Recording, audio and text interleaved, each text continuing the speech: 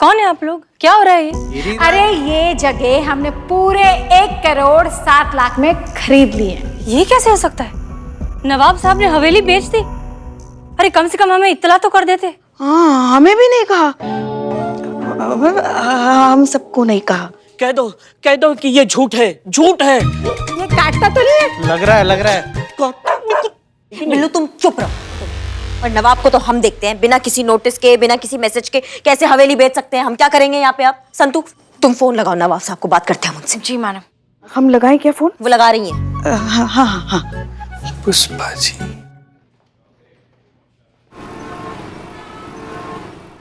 हाँ आ गए नवाब। अबे हमने अपनी हवेली बेच दी और हमको खबर नहीं। कौन है वो कमजस जो ये कह रहा है कि मैंने अपनी हवेली बेच दी? आपका कहने का मतलब है कि आपने हवेली नहीं बेची? अरे कमाल बात करती हैं आप। अरे हम क्यों बेचेंगे? इस हवेली को हमारी बेगम बहुत पसंद करती थी और बड़ी सुंदर सुंदर यादें जुड़ी हैं इससे, और कुछ बननी है। नवाब साहब एक मिनट, आप लोग प्लीज यहाँ आइए। आइए। आपने इन्हें हवेली नहीं बेची? अरे हरगिज नहीं। अरे पहली बार जिंदगी में हम इनकी सूरत देख रहे हैं। आपने इनसे हवेली खरीदी थी? बिल्कुल नहीं, इन्हें तो मैं पहली बार देख रही हूँ। एक मिनट। ये खड़े हैं हवेली के मालिक और ये खड़े हैं हवेली के खरीदार। आपने इनको हवेली नहीं बेची, आपने इनसे हवेली नहीं खरीदी, लेकिन हवेली बिक चुकी है। ये क्या चल रहा है? हमको समझ में नहीं आ रहा है। आपने हवेली किससे खरीदी? हवेली के मालिक से। अरे पुष्पा जी, अरे वो मैं हूँ। नहीं, हम हैं 1,07,00,000 देके। किसको?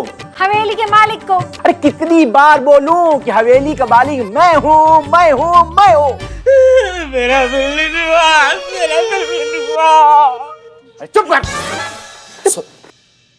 पुष्पा जी, यहाँ हमारी खानदानी हवेली जो है फिसली जा रही है और इसको जो है ना अपनी भी पड़ी हुई है। मैडम आपके पास कोई सबूत, कोई प्रूफ है कि आपने हवेली खरीदा है? हाँ बिल्कुल है। ये लीजिए पेपर्स, इसमें साफ साफ लिखा है कि हवेली के नए मालिक हम हैं।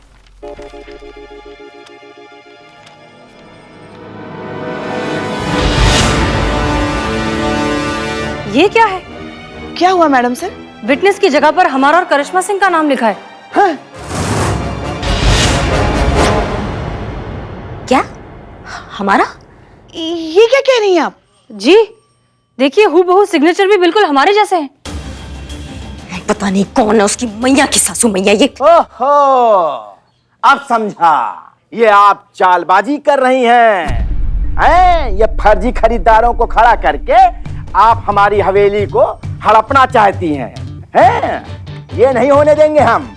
नवाब साहब ये आप क्या बोल रहे हैं? ऐसा कुछ नहीं है। ऐसा ही है, आप लोग हमारी हवेली को हड़पना चाहती हैं। ये हवेली हमारी है। कुछ बोलोगे भी कि सारी बातें मैं ही करूं? हाँ, मेरी राय में तो मेरा बिल्लू निवास। अब चुप करो बिल्लू। हम ईंट से ईंट बजा देंगे, लेकिन हवेली की ईंट नहीं हिलने देंगे। अरे कानून हम भी जानते हैं। आपके खिलाफ हम कंप्लेंट करेंगे और आप सबको ना हम कोर्ट में घसीट के लाएंगे। किसी एक को भी नहीं छोड़ेंगे। और एक बार और सुन लीजिए, ये हवेली तो रहेगी लेकिन थाना नहीं रहेगा।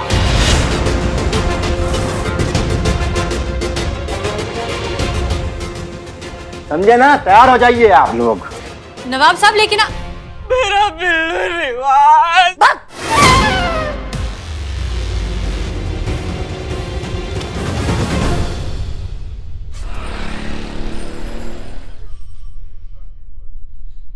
समझाया था ना, इस केस के पचड़े में मत पड़िए। अरे इस केस का तो कुछ नहीं हुआ, लेकिन इस केस के पीछे जो भी पड़ा सस्पेंड हो गया। ये केस ही नहीं लिया, इस केस को इतना पर्सनली ले लिया कि आप लोगों के ऊपर FIR दर्ज होने वाली है। मेरा बिल्लू निवास, मेरा बिल्लू निवास। सर, लेकिन सर ये बात आप भी अच्छे से जानते हैं कि ये सब हमारे खिलाफ एक साजिश है। बात आप लोगों के गुनाहगार या बेकसूर होने की नहीं है, बात इस थाने की मान सम्मान की है, बात है इस थाने की प्रतिष्ठा की, जिसे आप लोगों ने इतनी मेहनत और मशक्कत से हासिल किया था।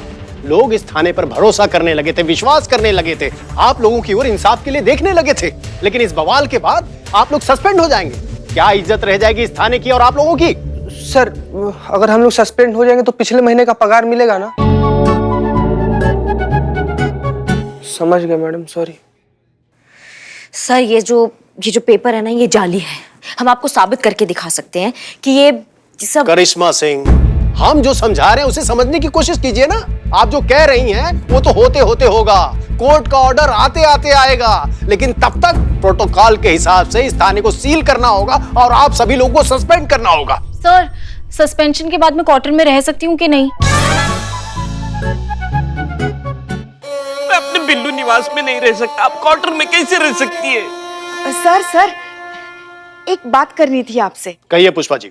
पता नहीं आज कैसे हमें लगा था कि आप जरूर आएंगे, तो हम राजमा चावल बनाकर लेकर आए हैं।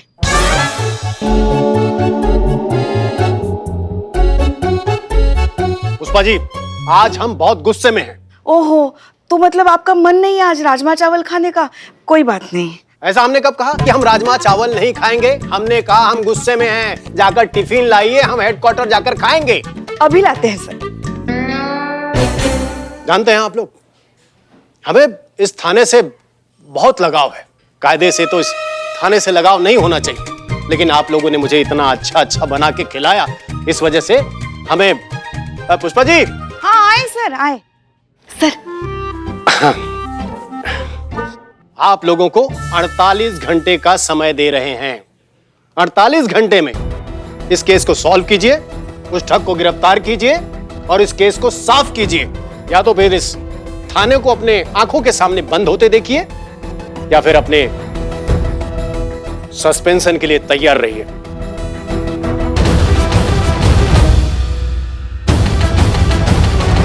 जय हिंद। जय हिंद सर। जय हिंद।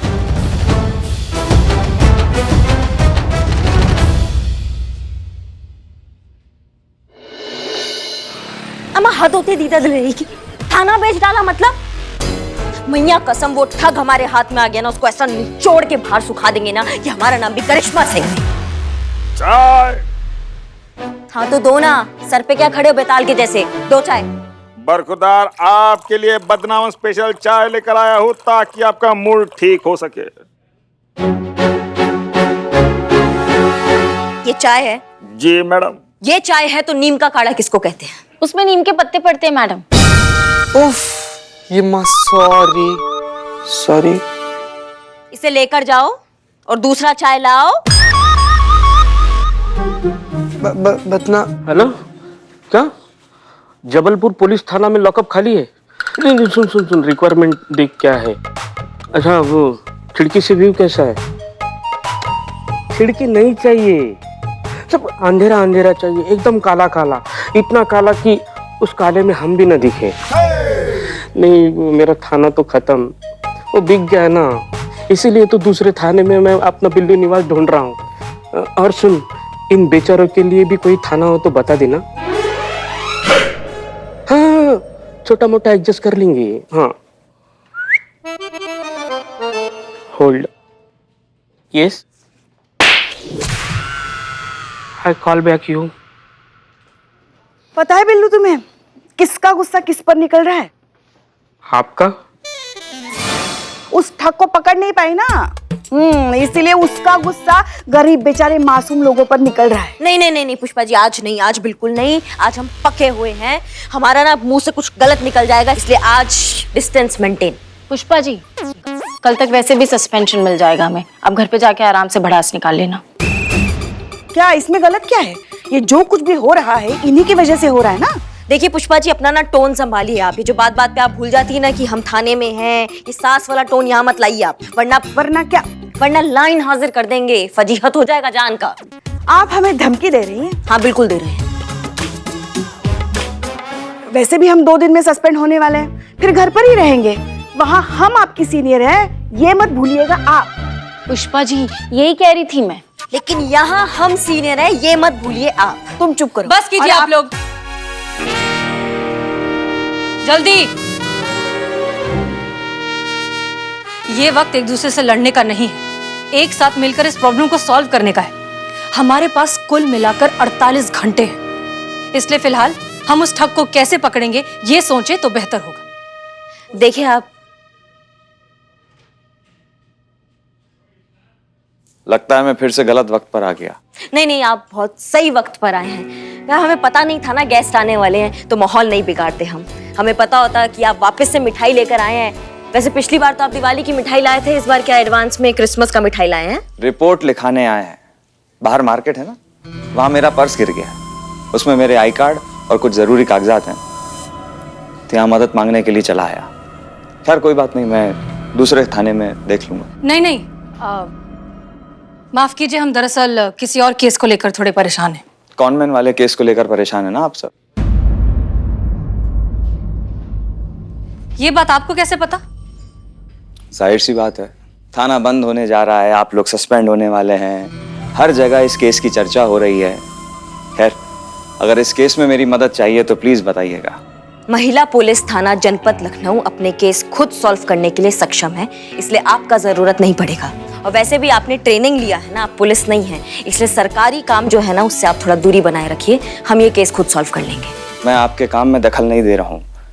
SHO करिश्मा सिंह, एक मदद की पेशकश की थी।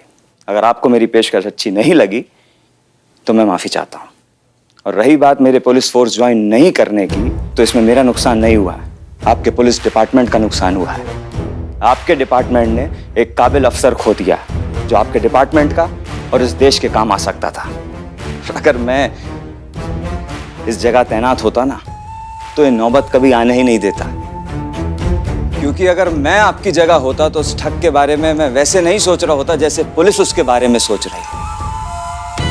मैं वैसे सोच रहा होता जैसा वो ठग पुलिस के बारे में सोच रहा। दिमाग को कभी बल से मात नहीं दिया जाता करिश्मा सिंह, याद रखिएगा। चलते हैं।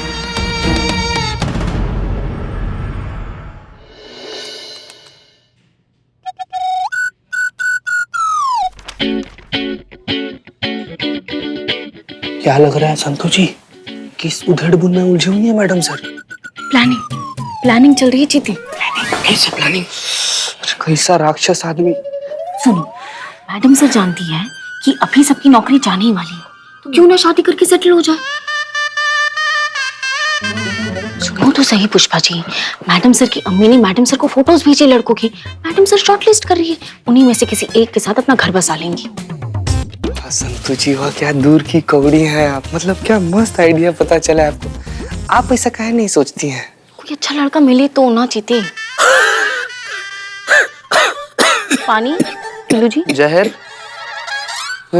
दंत राक्षस, ज्यादा ना मुंह मत फाड़ो, हमारा तो खाली नौकरी जाएगा, तुम्हारा तो आसियाना उजड़ने वाला है बाबू।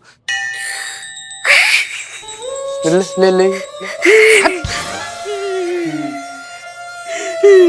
मेरा बिल्लू निवास, मेरा घर, मेरा आशियाना। हो गया आप लोगों का? करिश्मा जी कहाँ है? वो रिकॉर्ड रूम में है। अच्छा, बुलाइए उन्हें और चलिए जरा चाय पी कर आते हैं। चाय? जी आइए आइए।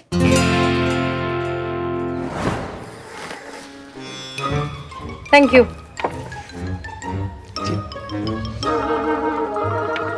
पुष्पा जी, कितना टाइम बचा है?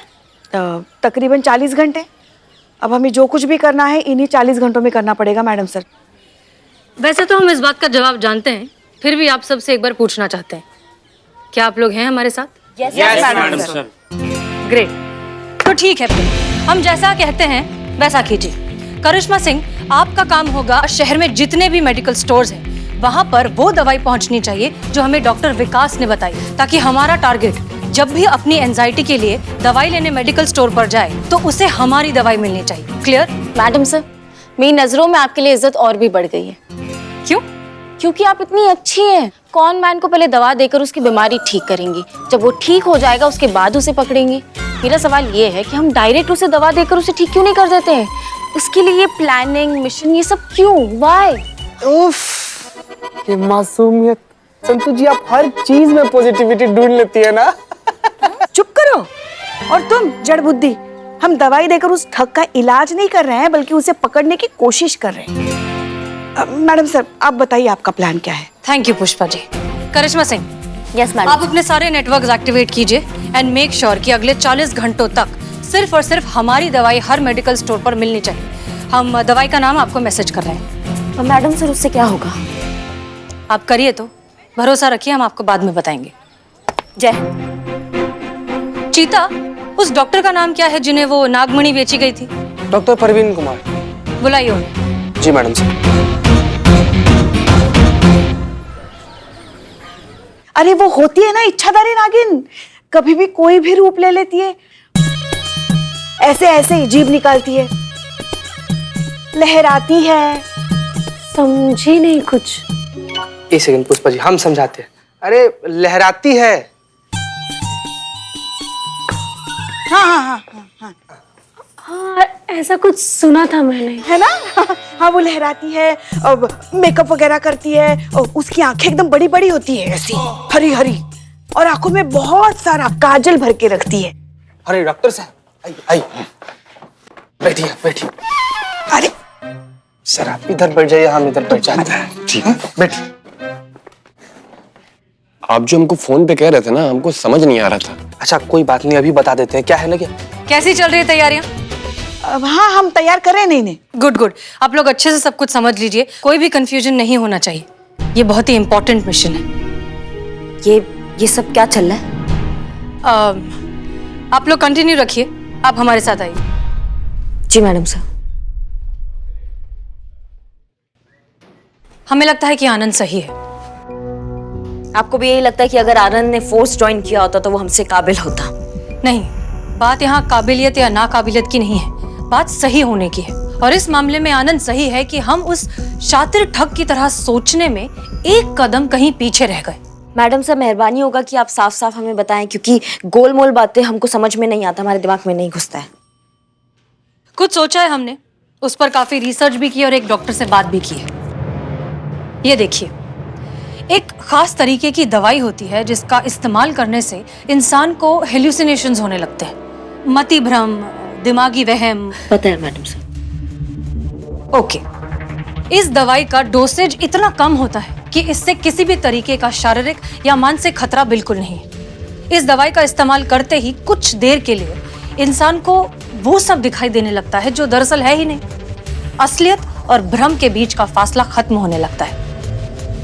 और हमें अपने शातिर ठग के साथ यही करना है, असलियत और भ्रम का ऐसा भंवर तैयार करना है जिसमें वो उलझ कर रह जाए।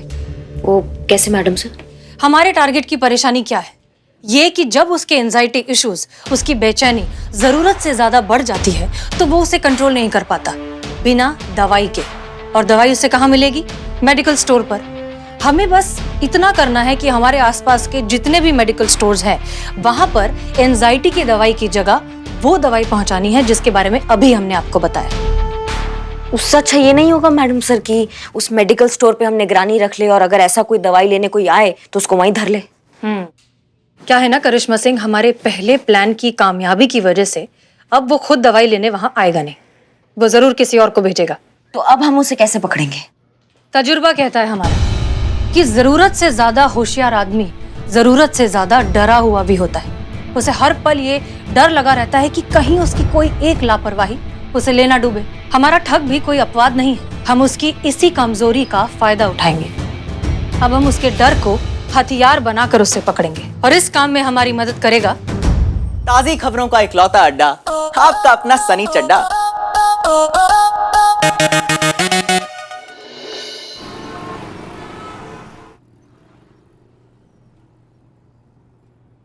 तो आइए आज हम सब स्वागत करते हैं अपने लाइव सेशन में डॉक्टर प्रवीण का, जो अपने साथ हुई बड़ी दिलचस्प घटना के बारे में हम सबको बताएंगे। जी प्रवीण जी बताइए। हाँ, हम पुलिस कंप्लेन वापस ले रहे हैं क्योंकि पहले हमें लगता था कि हमारे साथ ठगी हुई है और उसके बाद हमें इस नागमणि के नाम पे बेवकूफ बनाया गया है। हम ही तो बनाए थे। तो डॉक्टर ऐसा अचानक क्या हो गया कि आपने अपना माइंडसेट चेंज कर लिया और अपनी पुलिस कंप्लेन वापस ले ली? क्योंकि पहले मुझे लगा था कि मुझे धोखा दिया गया है, लेकिन कल रात कुछ ऐसा हुआ कि सब कुछ बदल गया। मैडम सर जितना कुछ बोल रहे हैं ना सब हम सिखाए हैं, अपने पर्सनली बैठा के A to Z सब सिखाए हैं। ऐसा क्या हुआ कल रात को? कल इस मणि से सफेद रंग की रोशनी निकली और हिम्मत करके जब हम आगे गए तो देखा। क्या देखा? नागिन, खूबसूरत नागिन निकली इस नागमणि से। पहले तो हमें अपनी आंखों पे भरोसा नहीं हुआ। हमको ऐसा लगा कि हम अपने दोनों आंखों से सपना देख रहे हैं, लेकिन वो सच में थी हमारे सामने साक्षात। संतोष जी, ये प्लान सक्सेस होगा ना? मेरा बिल्लू निवास बच जाएगा ना? चिंता मत कीजिए बिल्लू जी, आप तो फुटपाथ पे भी रह सकते हैं ना। लेकिन एक शर्त थी उसकी, जिसके पास वो नागमणि होगी वो उसे डस लेगी और मार देगी। यही नागलोक का सिद्धांत है। जिस किसी के पास वो नागमणि होती है, नागिन की आंखों में उसकी तस्वीर आ जाती है, और जब तक नागिन डस कर उसकी जान न ले ले, तब तक उसका बदला पूरा नहीं होता। बकवास कर रहा है, चांस ही नहीं है, हो ही नहीं सकता ऐसा। तो ये सब सुन के आपको डर नहीं लगा डॉक्टर? डर लगा ना, बिल्कुल लगा, लेकिन हम भी बहुत समझदार आदमी हैं। हमने इंटरनेट की सहायता ली और पूछा नागिन के प्रकोप से कैसे बचे। तो हमको पता चला कि जब तक नागमणि हमारे साथ है, नागिन भी कुछ नहीं कर सकती हमारा। लेकिन जैसे ही वो नागमणि हमारे पास से जाएगी, वो नागिन हमको ढूंढ के मार देगी। ये वाला लाइन भी हमें सिखाया था मैडम। आप जानते हैं ना कि आप क्या कह रहे हैं? This is 2020। आजकल तो लोग इन बातों पे मजाक बनाना भी आउटडेटेड समझते हैं, और हमारी जनता काफी स्मार्ट है, पढ़ी लिखी है।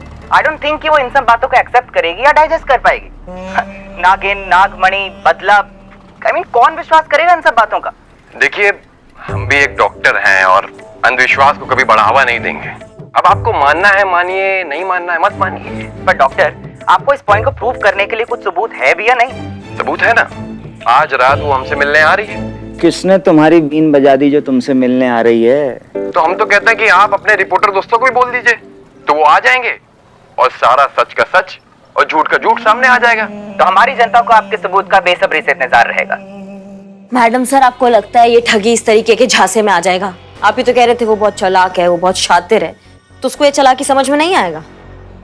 वो झांसे में जरूर आएगा, क्योंकि हम उसके साथ वही कर रहे हैं जो वो लोगों के साथ करता आया है, नामुमकिन को मुमकिन बनाने का कर्तव्य। याद है क्या कहा था हमने? जितना ज्यादा होशियार उतना ज्यादा डरपोक। उसका डर उसे यहाँ खींच कर लेके आएगा, और अगर वो नहीं भी डरे तब भी क्यूरियोसिटी उसे यहाँ लेकर आएगी। पक्का?